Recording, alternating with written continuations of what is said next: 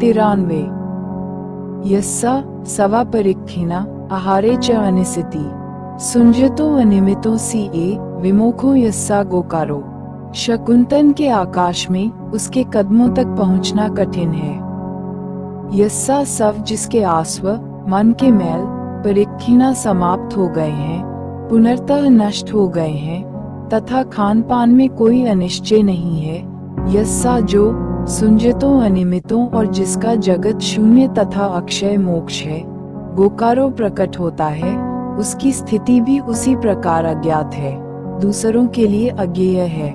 आकाशे वा सकुंतान्न पदम तस्य दुरानन्या, जैसे आकाश में उड़ते हुए पक्षी के पदचिन्हों को देखना कठिन है। जिसके आश्रव चित्तमल मन के मैल नष्ट हो गए हैं, जो भोजन में आसक्ति नहीं रखता तथा शून्य और अनिमित निर्वाण जिसका गोचर लक्ष्य है, इसका पूरा ज्ञान है। उनका मार्ग गति आकाश में पक्षियों की गति की तरह अज्ञेय है, ज्ञान व समझ से परे है, अज्ञात है।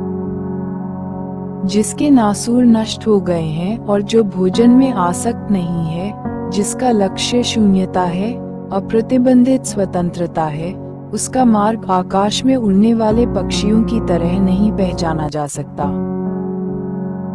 राग द्वेष मोह क्रोध घृणा अहंकार आदि विकारों का पूरी तरह नाश करना और भोजन में अनासक्ति निर्वाण के परम सुख से साक्षात्कार होने के बराबर है।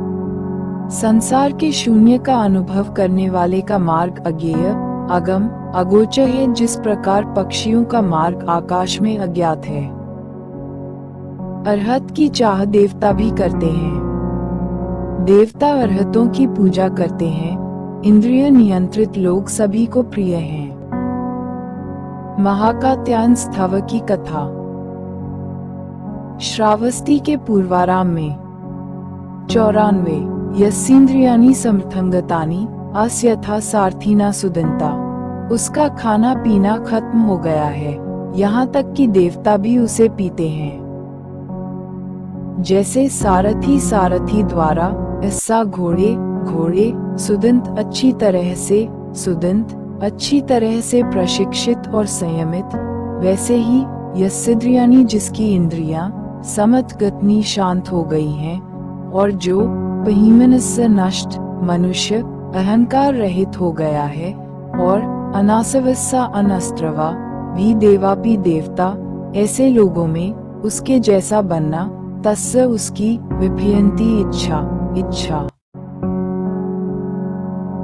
जिस प्रकार एक कुशल सारथी प्रेम से प्रशिक्षित कर चंचल घोड़े को भी काबू में कर लेता है, उसी प्रकार जो व्यक्ति अपनी इंद्रियों को वश में कर शांत कर लेता है, जिसका अहंकार नष्ट हो गया है, जिसके चित्त के मैल मिट गए हैं, जो निर्मल मन का हो जाता है, देवता भी उसे चाहते हैं कि हम भी वैसे हो जाएं।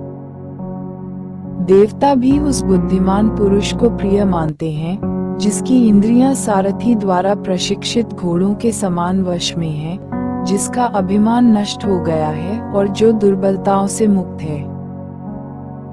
वही घोड़ा पारधी के वश में होता है और अपने मालिक की आज्ञा अनुसार चलता है, जो प्रेम से प्रशिक्षित किया गया हो। एक कुशल ट्रेनर क्रोध दमन करने कोड़े मारने की क्रूरता की बजाय प्रेम और शांत भाव से घोड़े को ट्रेनिंग देता है।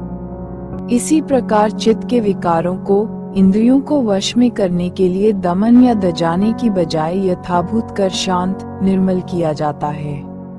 ऐसे मन से अहंकार नष्ट हो जाता है, इंद्रियां तृप्त होकर शांत हो जाती हैं, फिर वासना कामना की कोई गुंजाइश नहीं रहती है, जबरदस्ती नहीं बल्कि स्वतः हो जाती है। ऐसा कुशल सारथी इंद्रिय रूपी घोड़ों को विनम्र शांत अनुशासित बना देता है। ऐसे अहंकार रहित संत सज्जन व्यक्ति से तो देवताओं को भी ईर्ष्या होगी, प्रतिस्पर्धा होगी। देवता भी इसके जैसा होने की चाह करते हैं, सभी ऐसा होना चाहेंगे। अरहत के अंदर संसार नहीं रहता है। अरहत महान है, पृथ्वी की तरह अरहत नाराज नहीं होते। सारपुत्र स्थव की कहानी।